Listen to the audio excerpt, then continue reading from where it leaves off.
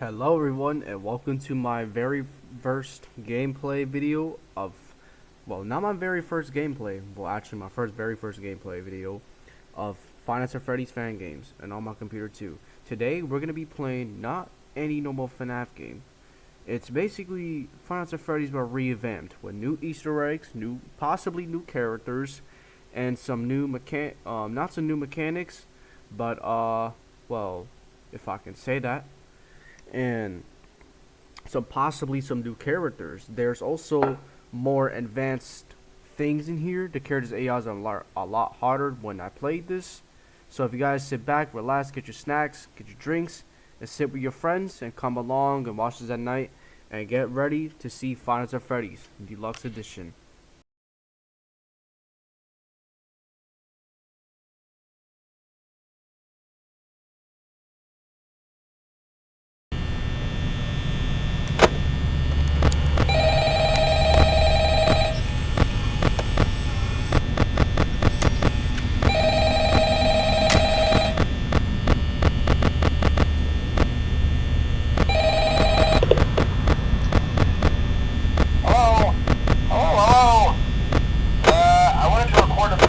For you to help you get settled in on your first night. I actually worked in that office before you. I'm finishing up my last week now, as a matter of fact, so I know it can be a bit overwhelming, but I'm here to tell you there's nothing to worry about. You'll do fine. So let's just focus on getting you through your first week, okay?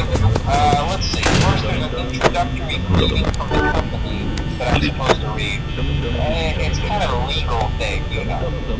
Welcome to Freddy Fazbear's Pizza, a magical place for kids and grown-ups alike, where fantasy and fun come to life. Fazbear Entertainment is not responsible for damage to property or person. Upon discovering that damage or death has occurred, a missing person report will be filed within 90 days, or as soon as property and premises have been thoroughly cleaned and bleached, and the carpets have been replaced. Blah, blah, blah. Now, that might sound bad, I know, but there's really nothing to worry about.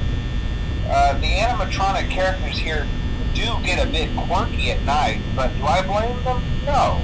If I were forced to sing those same stupid songs for 20 years and I never got a bath, I'd probably be a bit irritable at night too. So remember, these characters hold a special place in the hearts of children, and we need to show them a little respect, right? Okay. So just be aware, the characters do tend to wander a bit. They're left in some kind of free roaming mode at night. Something about their servos locking up if they get turned off for too long.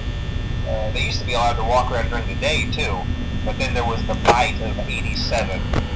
Yeah, it's amazing that the human body can live without the frontal lobe, you know? Now concerning your safety, the only real risk to you as a night watchman here, if any, is the fact that these characters, if they happen to see you after hours, probably won't recognize you as a person. They'll most likely see you as a metal endoskeleton without its costume on. Now, since that's against the rules here at Freddy Fazbear's Pizza, they'll probably try to forcefully stuff you inside a Freddy Fazbear suit.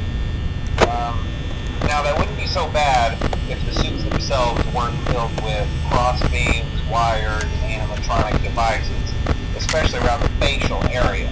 So you can imagine how having your head forcefully pressed inside one of those could cause a bit of discomfort and death.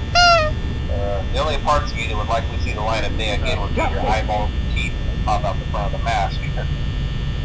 Yeah, they don't tell you these things when you sign up. But hey, first station of the breeze. I'll chat with you tomorrow. Check those cameras and remember to close the doors only if absolutely necessary. Gotta conserve power. Alright, good night.